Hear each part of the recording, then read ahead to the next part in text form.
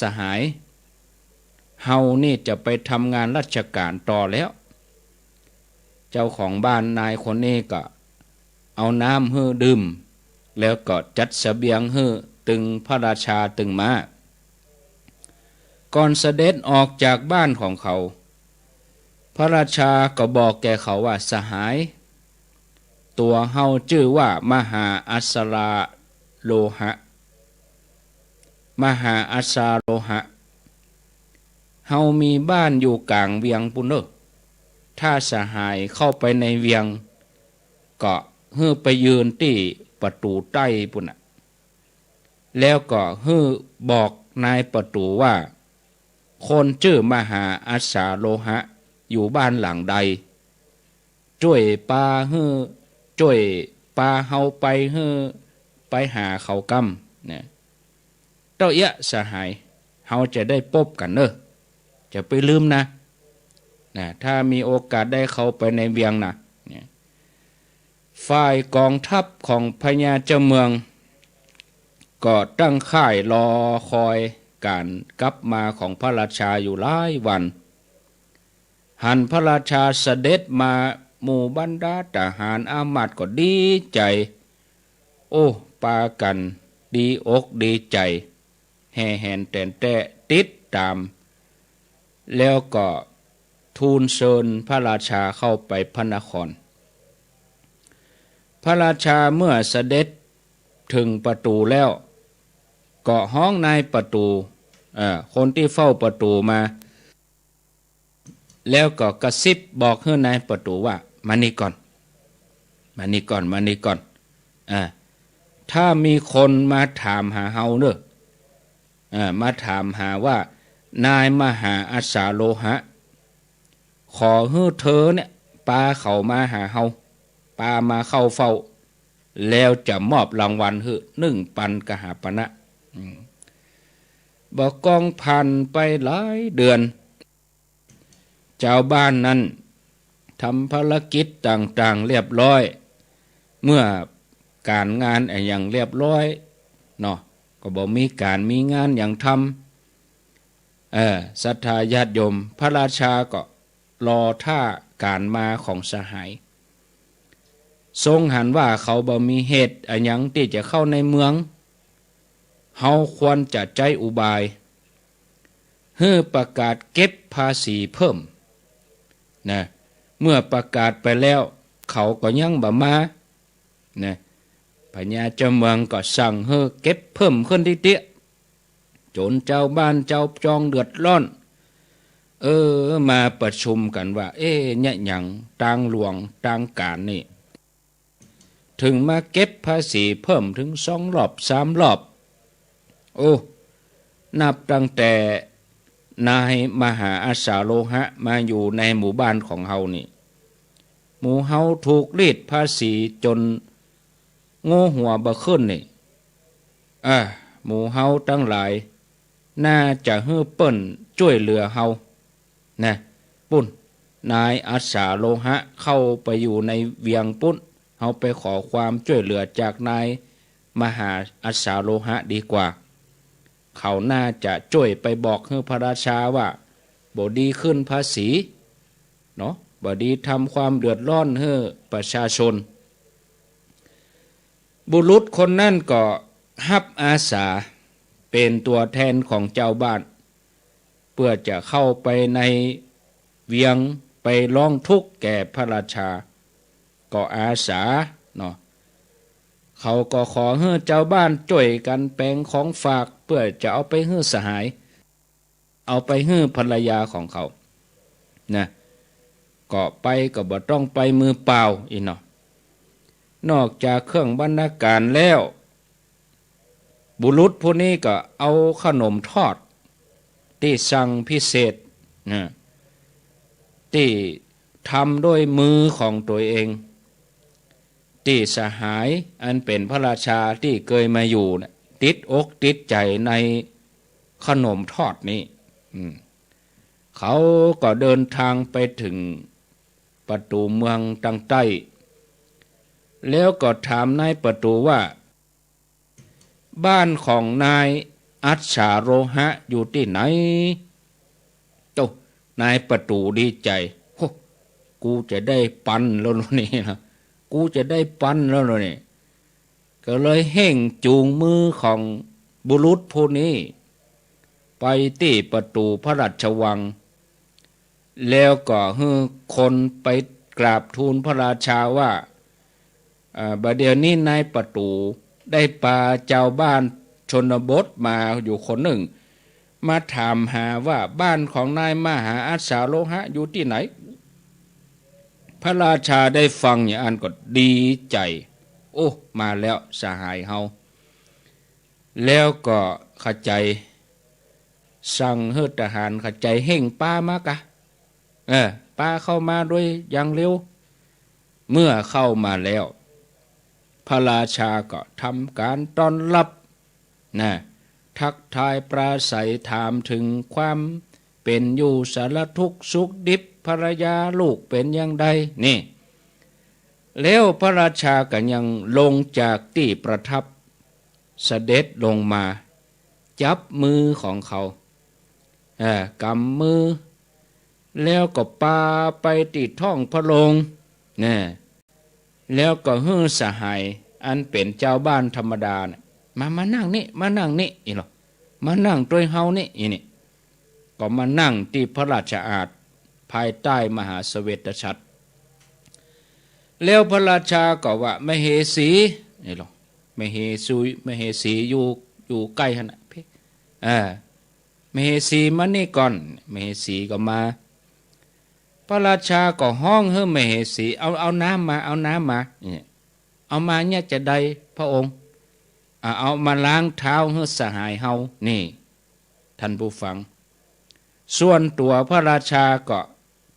เป็นคนกำโถน้ำกำภาชนะที่บรรจุน้ำเมื่อมเหสีล้างเท้าให้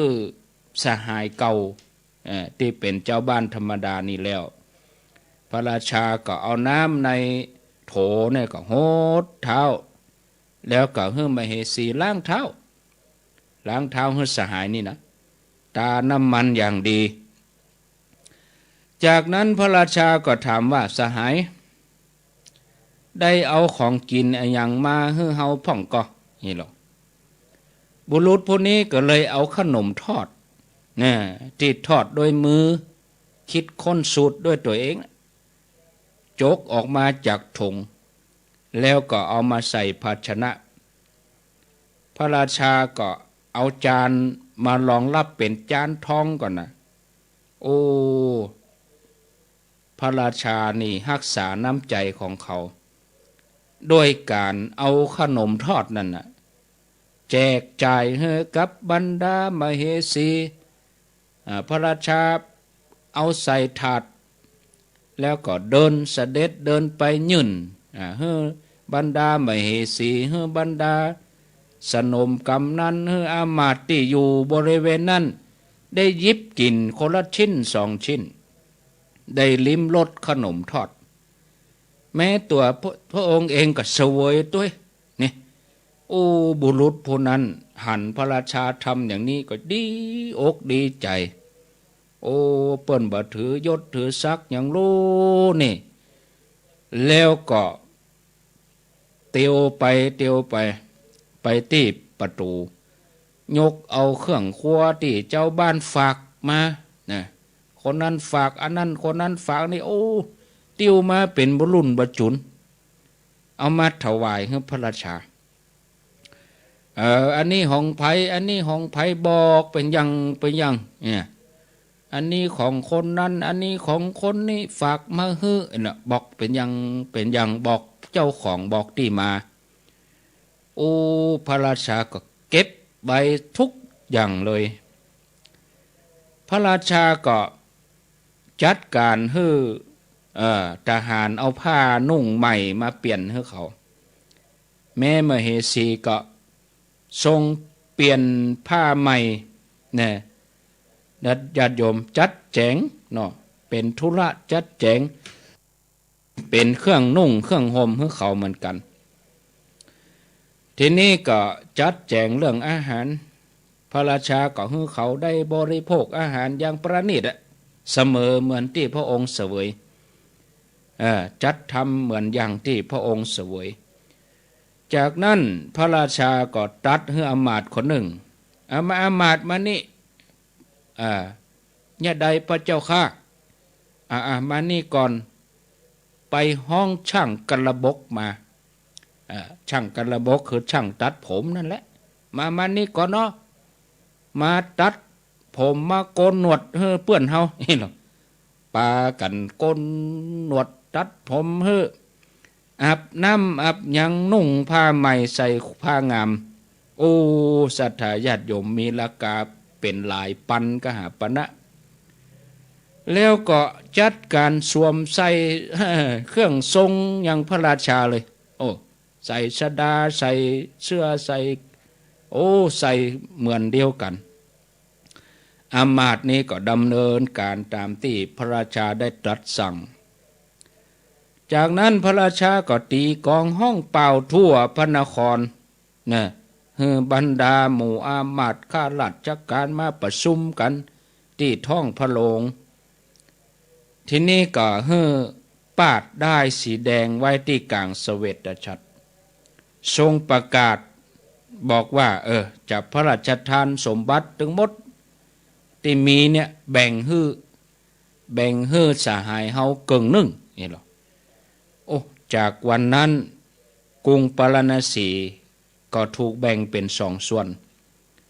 พระราชาก็มีสองพระองค์ปกครองสองเมืองนะมี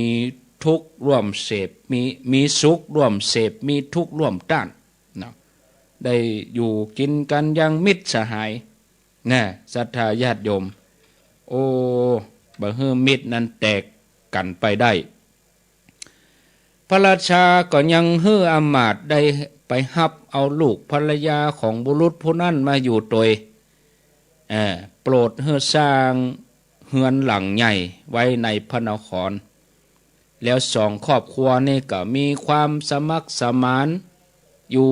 ครองราชย์ร่วมกันหมู่อามาตย์ทั้งหลายทั้งหมดต่างก็บ่พอใจนี่พระราชามาทำอย่างนี้อามาตย์สพเกิดความบ่พอใจเป็นอย่างมากก็ปากันไปเข้าเฝ้ากราบทูลเรื่องราวให้พระโอรสของพญาเจ้าเมืองทรงทราบว่าโอ้ข้าแด่พระกุมารเนอะเบเดนี้พระบิดาของพระองค์นี่เนี่ยได้แบ่งสมบัติเกิงหนึ่งให้กับไผบ่ฮู้เป็นเจ้าบ้านธรรมดาบ่ฮู้หัวนอนปลายตีนเนี่ยบ่ฮู้ที่มาที่ไป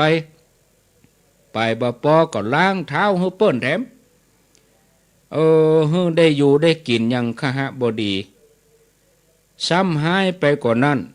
สั่งให้หม่อมฉันเขาไหว้บุรุษผู้นั้นว่าโอ้บ่ใครเปิงอย่างว่าอีเนี่ยอามาตย์ที่ยุแย่ประจบสพนี่ก็ไปสอพระโอรสแหละพวกข้าพระองค์ก็บ่ฮู้ว่าบุรุษผู้นั้นเนี่ยไปฮู้จักกับพระราชาตอนไหนเคยอุปการะกันตอนใดตอนนี้นี่หมู่อามาตย์ทั้งหลายหมู่ข้าราชการชั้นสูงนี่รู้สึกอับอายที่จะต้องมอบการไปหาบุรุษผู้นั้นต่อหน้าพระราชานั่น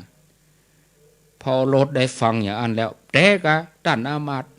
เป็นความจริงกะว่าอย่างนี้พอโลดก็ไปเข้าเฝ้าพระบิดาขอร้องโอ้เสด็จพ่อหยุดการกระทำอย่างนั้นเถอะพระราชามหาอาชาโลหะก็บอกคือพระโอรสว่ามานี่ก่อนลูกมานั่งฟังพ่อจะเล่าให้ฟังนะลูกเบาหูที่มาที่ไปเบาหูหัวหูท้ายลูกหูเพียงแค่ตั้งกลางอันอามาตย์ไปสนซอเนี่ยลูกแบบฟังความหลายๆด้านแล้วลูกฟังตัดสินเนี่ยแล้วก็ลูกจะไปเป็นใหญ่เป็นโตได้จะใดลูกฟังพ่อก่อนเนอะเนี่ยเมื่อตอนที่พ่อไปฮบไปออกซึกนี่นะ โอ้ไปสู้ไปกองทัพของป้อนี่แตกพ่ายลูกนี่หรอป้อก็กระซึกกระเซิงหนีฆ่าศึกไปน่ะโอ้ป้อก็บ่ฮู้ว่าจะเอาชีวิตไปไว้ไหนบ่ฮู้จะไปลบอยู่จังใดลูกฮู้ก็ที่ป้อรอดชีวิตมาได้นี่เพราะอันหยังลูกฮู้ก็อีหรอพระโอรสก็ว่าบ่ฮู้พระเจ้าข้าบ่ฮู้ก็ดีเดี๋ยวป้อจะเล่าให้ฟังป้อก็หนีก็เสอะก็เซินไปเนาะตัวก็มีแผลมาก็บ่มีเฮงละแล้วก็เข้าไปในหมู่บ้านของบุรุษคนนี้บุรุษคนเนี้ยคอยดูแลปรนนิบัติป้ออย่างดีดูแลใจใส่ฮื้อที่อยู่ที่กินดูแลถึงคนถึงม้าถึงสัตว์ฮื้อปลอดภัยเบเดนี่ป้อปลอดภัยป้อก็ถึงปิกมาอย่างที่กู้คนได้หันเนี่ยทีนี้เมื่อมีโอกาสเป็นจะใดป้อถึงบัดตอบแทนเขาเล่าแน่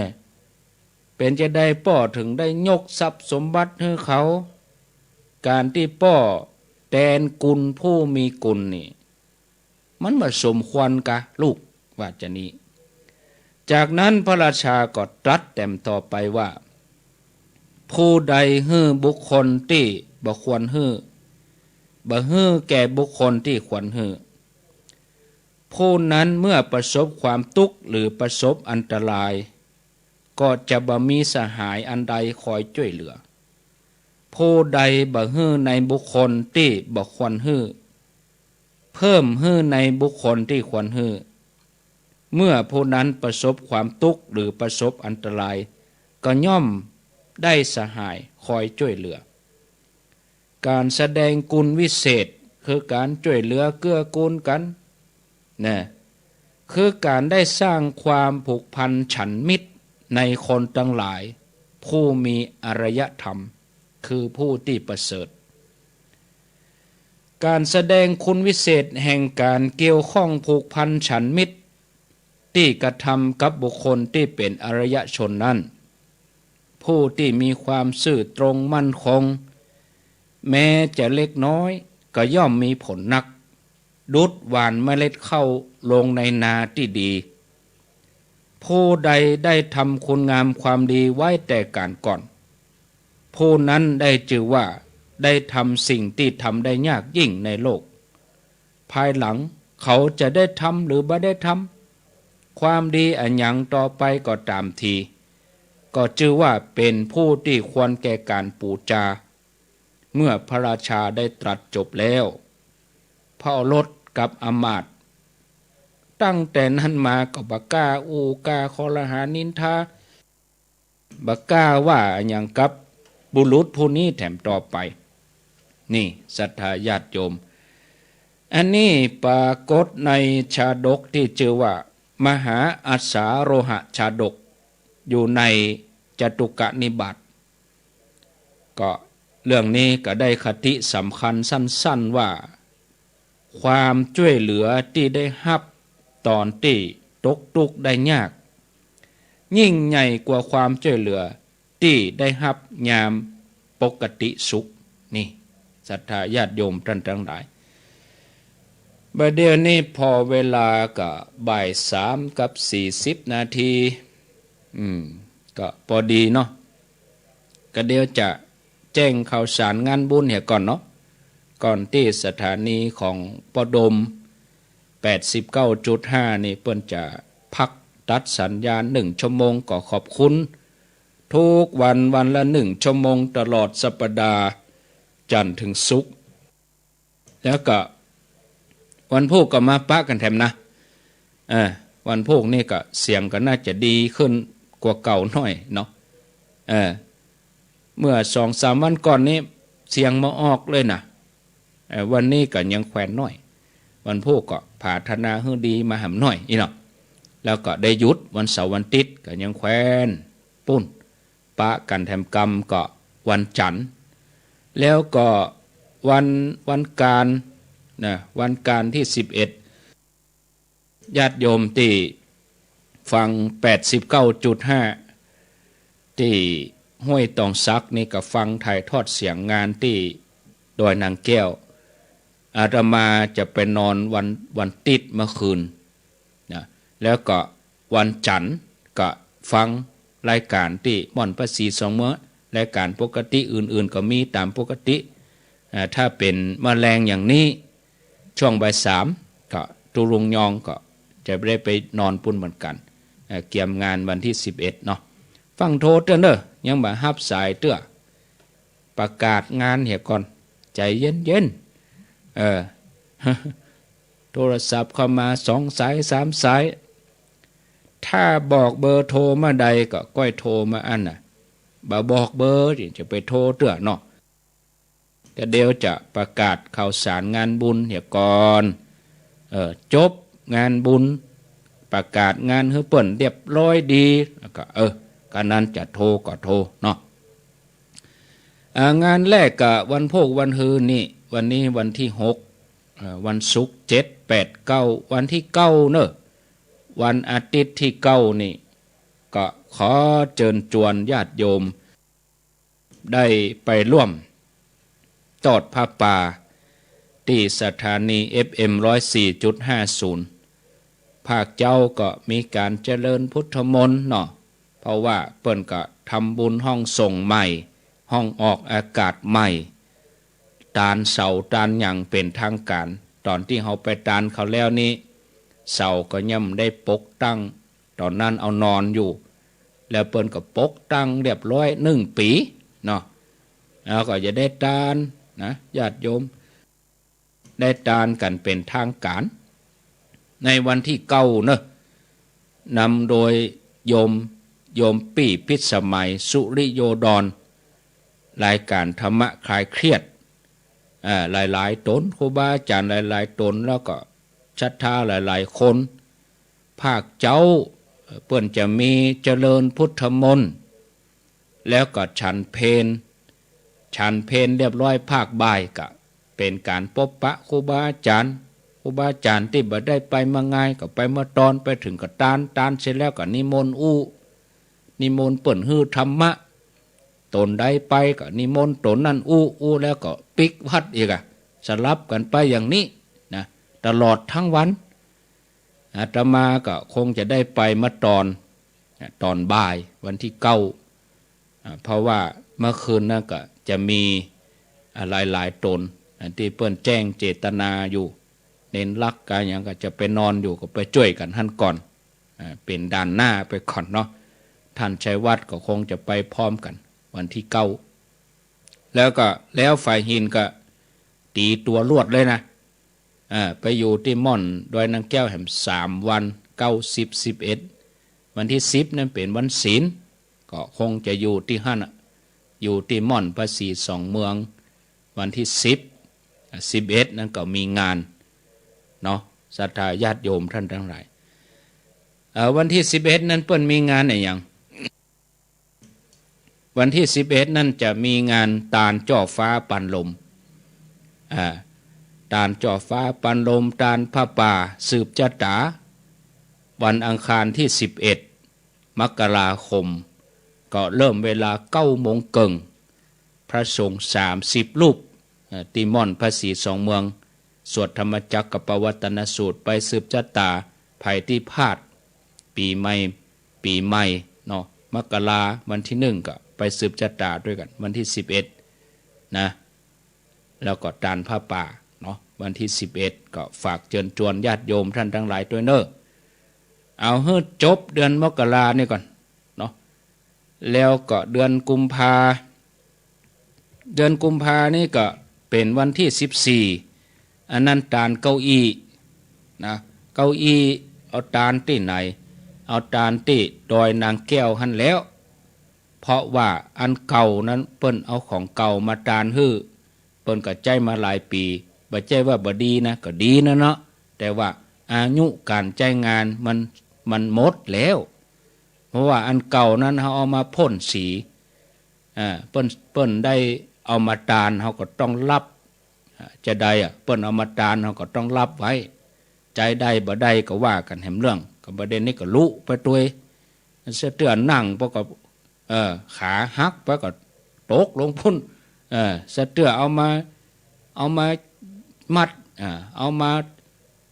ห้องยืนจะเอาไปมัดอย่างมันสูงน้อยก็เอาเก้าอี้มาเอาขึ้นไปย่ำล้มลงปูนก็มีบางทีก็ซ้อนสองตัวบางทีก็ที่นั่งแตกพ่องหนีบ หนีบหลังหนีบตะก้าม มันแตกมันลุมันแตกมันพั่วไปมันยุ่ยไปมันเสื่อมอายุไปพลาสติกก็พ่นเป็นสีเขียวก็บางทีหลายสีนั่นสีแดงก็มีสีขาวก็มีสีน้ำเงินก็มีว่ะอันนั้นเอาสีมาพ่นเหมือนกันหมดแต่ชุดใหม่นี่เราจะซื้อเป็นสีเขียวเหมือนเดียวกันก็ตั้งเป้าตั้งใจไว้300เมืองฝางได้108ตัวเวียงป่าเป้าไปเลยได้90กว่าตัวนอกจากนั้นก็20พ่อง30พ่องแต่ก็มาเอาชื่อมาอ่านเตือนนะจะเอามาอ่านหลังวันที่11ก่อนเนาะภายจัดการก็แจ้งความประสงค์มาถ้าได้ไปด้วยตัวเองก็ไปด้วยตัวเองเลยเนาะเอายอดไปปักปุระเพียงแค่ว่าแจ้งชื่อมาแล้วจะสั่งเก้าอี้มาตามนั้นไม่ใช่ไปซื้อกันคนตี้คนตังแล้วเอามามันจะซ่อนกันมาได้มันบ่งามมันบ่เป็นสีเดียวกันอันนี้เขาจะสรุปกันวันที่5 กุมภาวันที่5 กุมภานี่สรุปจบปุ๊บก็สั่งเก้าอี้มาเนาะสั่งมาแล้วก็เฮือเปิ่นไปสกรีนไปเพ้นชื่อเข้าใส่ว่าสี2 เมืองอีกก็พอละแล้วก็ขออนุญาตแจ้งบอกว่าเขาบ่เขียนชื่อญาติโยมใส่แล้วนะถ้าเขาไปเขียนชื่อใส่แถมวันตาลนะก็จะไปเสาะแงงพอชื่อตัวเก้าธรรมะเก้าอี้เป็น300-400ตัวถึงวันตาลมาโอ้ชื่อเฮามีไหนบักปะก็จะเดือดร้อนเป็นว่าสรุปวันที่5 กุมภาได้100ตัวได้100เจ้าภาพก็สั่งมา100ตัวได้200ท่าน200เจ้าภาพก็สั่งมา200ตัวแต่บางคนบอกก็5บางคนก็10ก็มีเอาก็เอาตามที่เปิ้นแจ้งมาสรุปกันในวันที่5ได้กี่ตัวก็ว่าตามนั้นแล้วก็สั่งมาชุดเดียวกันไปเลยสีเขียวเหมือนกันเลยซ้อนง่ายเก็บง่ายอันเก่าก็เฮาเปิ้นรู้ของตามการเวลาของเปิ้นไปเนาะนี่แจ้งเนอะ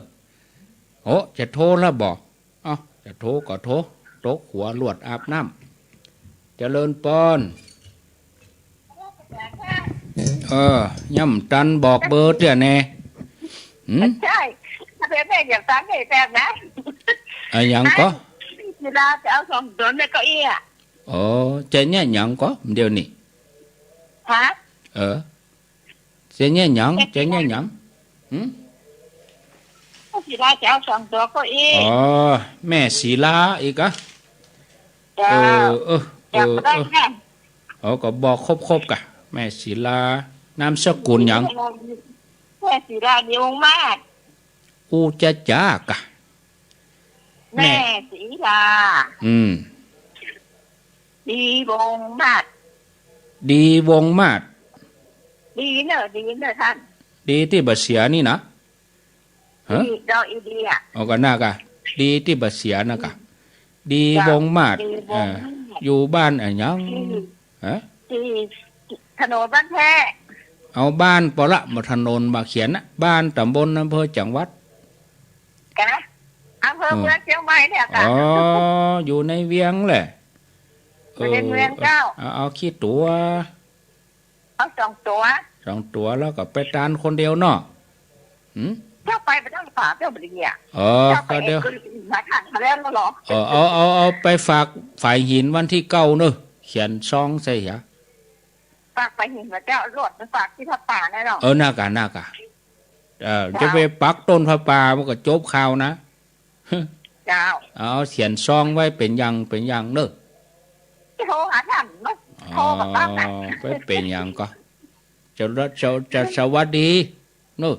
จัง สา ตามเขาได้ยินเสียงโทษตอนนี้ไปผ่ามาแล้วเขาได้บอกว่าเขาเห็นไปแล้วอ่ะที่ทำได้ไป เพราะเป็นปีแต่เนาะ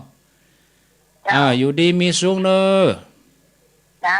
เอาฟังโทษเนี่ยแต่อนุโลมก่อนบอกเบอร์ก็โทรใจเย็นๆมีเวลาตึงเดือนก่อนก็เดี๋ยวอู้จบก่อนกะอู้ตึกไหนอู้ตึกที่ว่าเขาจะเอาสีเขียวเนาะสีเขียวแล้วก็สั่งมาตามจำนวนที่โยมเขาคืออินดูคนเฒ่านั่งกับปื้นก็มี เขาสาดปูก็มีหลานก็ขี่หลังอุ้ยก็นั่งกับปื้นนั่นว่าวันที่เขาบรรจุพระธาตุเปิ้นบ่มีเก้าอี้นั่งอินดูบ่นะพ่องก็นั่งขอบแต่หมู่คันใดย้ายกันลงไปว่าอาตมากล้ามาหันหูบนี่โอ้เป็นว่าเปิ้นนั่งกันขนาดนี้พ่องก็ไปนั่งเกาะกลางปุ้นเตียนลุ่มปุ้นว่าโอ้นั่งกับขี้ดินขี้ทรายเอาจะโทรก็โทรเดี๋ยวก็ไปอู้ตอน2ปุ้นแหมกำ0998366322โยมเปิ้นจะโทรได้เหลือเวลาแถม8 นาทีเจริญปอนค่ะขอบพระคุณค่ะท่านเสียงเพี้ยนไปน้องจ้าสวัสดีปีใหม่ไปเนอของสุขภาพร่างกายแข็งแรงอยู่กับศรัทธาไปมันมากอยู่ดีมีสุขเจ้าของแผลจากผู้ท่านนี้มีจำตองไม่หมุนผู้ท่านนี้มีจำตองเจ้าเจริญปอนก็มันจังเอ้ยเปลี่ยนเสียงพ่องกะเสียงเก่าก็ไปได้ยัยพอละฟังเสียงแล้วไปดีดูเป็นหยังได้ยินแล้ววันนั้นจะจำจะบอกกล้าโทรดูลำถ้าบ่โทรถ้าบ่จัดถ้าบ่มาอู้ก็เดือดร้อนแถมแล้วเจ้าเดี๋ยวเจ้าได้ยินนี่ล่ะอ๋อไอ้ดิดีแล้วนะท่านแล้วนะเจ้าโมทนาลองบ่จัดก็หายไปสัก3 วันก็บ่ทอพ่องก็เพราะว่าอาตมาติดโควิดล่ะ เมียจานบรรยงติดโควิดไปปุ่นแล้วไปได้ไปฝ่ายหินว่าถ้าติดโควิดแล้วไปได้มาอู้อย่างอี้หมอติ้วไปอยู่ห้องยาเบื่อนอนปุ่น14 วันไปงานไหนก็ยุ่งหมดกะไปได้ไปงานวันที่11นี่ก็ไปได้ไปก็ห้องไปว่าไปเลยบ่เป็นก็ใครเฮาเปิ้นเป็นก็ไปว่าไปเลยบ่เมื่อยบ่หยังเนอะเสียงบ่ได้ก็เนี่ยได้มันบางท่านก็ว่าอาจารย์ยังบ่พักเหรอพักแล้วเฮอคนอื่นแทนกะลองเฮอแทนติดนี้พอหรอวันนี้ก็บ่มาผู้ก็บ่มาให้น่ะเอาละก็เดี๋ยวถามก็เดี๋ยวก็โทรหาตนอื่นละเปิ้นยังบ่จัดรายการบ่ลังบ่สบายเหรอกะไปโรงยาเหรอกะโยมเขาชอบจินตนาการนะจินตนาการนี่โอ้ไปเลยแล้วก็โทรหาคนนั้นคนนี้ก็ไปอันที่เปิ้นอู้นี่บ่ฟังแล้วไปฟังอย่างที่เปิ้นบ่อู้เนาะก็แปลกเหมือนเอาคนเฮานี่0998366322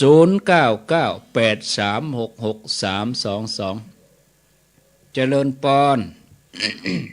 มะนาวนั่นครับโทรจากไหนโทรจากแม่ไข่แก้วบ่อสร้างสันกำแพงเจ้าบ่อสร้างสันกำแพงเจ้ามันใกล้เสียงนั้นอย่างที่พ่อว่าตะกี้เสียงหายไปกะมันใจหรออ่านเสียงตุ่มดีหรอนั่นกะเปลี่ยนใหม่กะเปลี่ยนเสียงใหม่พ่องกะเนาะเปลี่ยนเสียงให้พ่องกันเนาะเคยฟังเสียงเก่าเสียงอย่างนี้ม่วนดีนะเสียงทุ่มดีนะม่วนไปอย่างก็ม่วนไปอย่างเนาะฟังชัดเจนดีเจ้าโมทนาฟังวันแต่วันโทรบัดจานเปิ่นนั่นเนาะยินดีก็ครั้งตลอดน่ะแต่คืนก็ทำติดงานก็ได้จัดอยู่คืนก็เลยเฮือนเล่นลักแตนเนี่ยจะว่าเสียงบ่ดีเนอะเสียงทุ่มดีนะเปลี่ยนไปแหมย่างฟังเสียงเก่ามาเมินมีสุขภาพร่างกายสมบูรณ์แข็งแรงตลอดไปเนอะฟังเสียงเก่ามาเมินฟังเสียงใหม่พ่อง เอาปิดโทรศัพท์ก่อนเนาะปิดโทรศัพท์ก่อนก็ขอบคุณที่โทรมาที่โทรบัดตันก็บ่เป็นหยังเอาไว้กำเดียวตอน2เขาก็ก้อยมาฟังกันฟังได้หนีไปไหนเด้อเนออาตมาภาพขอได้พักไว้เต้าอี้ก่อนกำเดียวก้อยปิกมาปะกันขอเจริญพร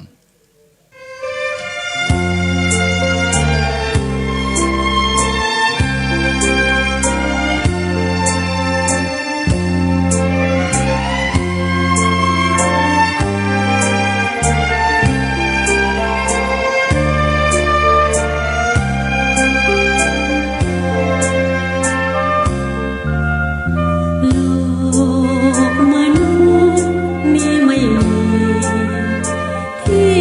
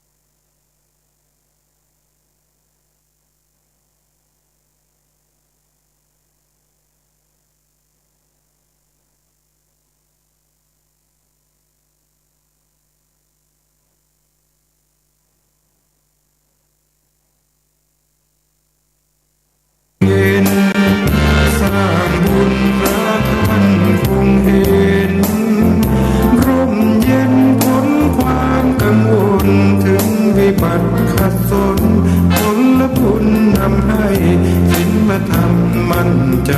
ไม่ต้องไปกังวลถึงจะมีจะจนเกิดกุศลบนใจ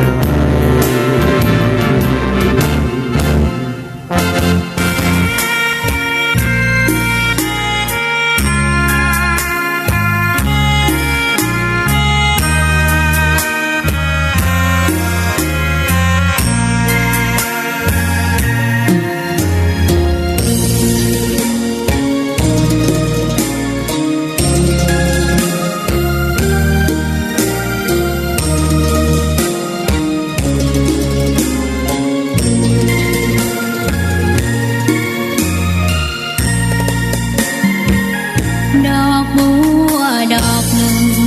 พึงใจไว้เพื่อบูชาแด่องค์พระศาสดาสัมมาสัมพุทธเจ้ามีความงามเอียบไม่เปรียบเทียบเขาเทียบเราใครมอง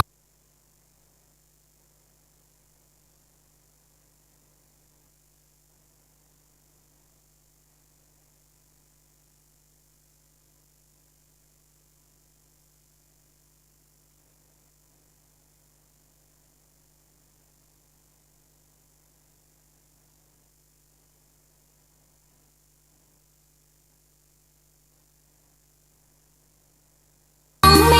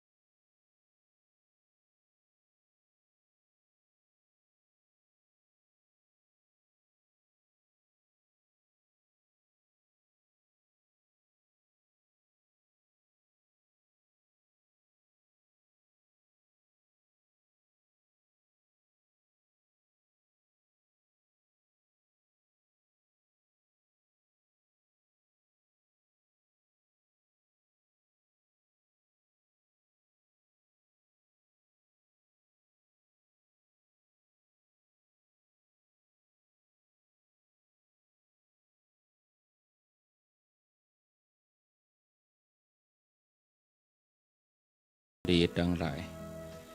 ปิกมาอยู่ด้วยกันแถมช่วงที่2ช่วงสุดท้ายตอนนี้เวลา4 โมงกับ9 นาทีก็สัญญาณก็มาหายขาดหายลุดไปพ่อง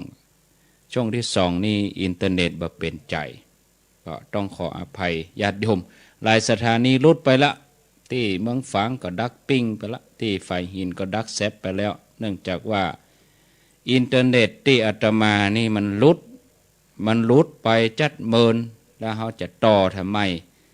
เขาต่อทำไมก็สถานีตั้ง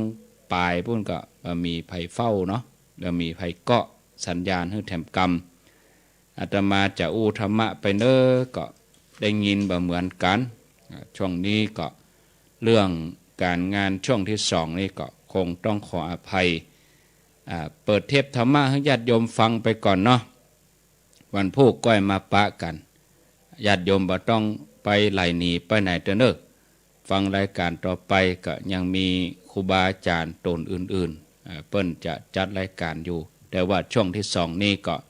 ขออนุญาตได้เปิดเทปธรรมะให้ญาติโยมทั้งหลายฟังบ่ได้จัดสดเพราะว่าจัดไปก็ได้ก็ลุดก็ได้ก็มาก็ได้ก็ลุดก็มาก็ทำให้รำคาญเนาะญาติโยมนั่นนะรำคาญอาตมานิ่มรำคาญจะได้ฟังดีๆลุดไปดับไปยะนะก็ให้ญาติโยมเขาฟังธรรมะดีกว่าเนาะญาติโยมท่าน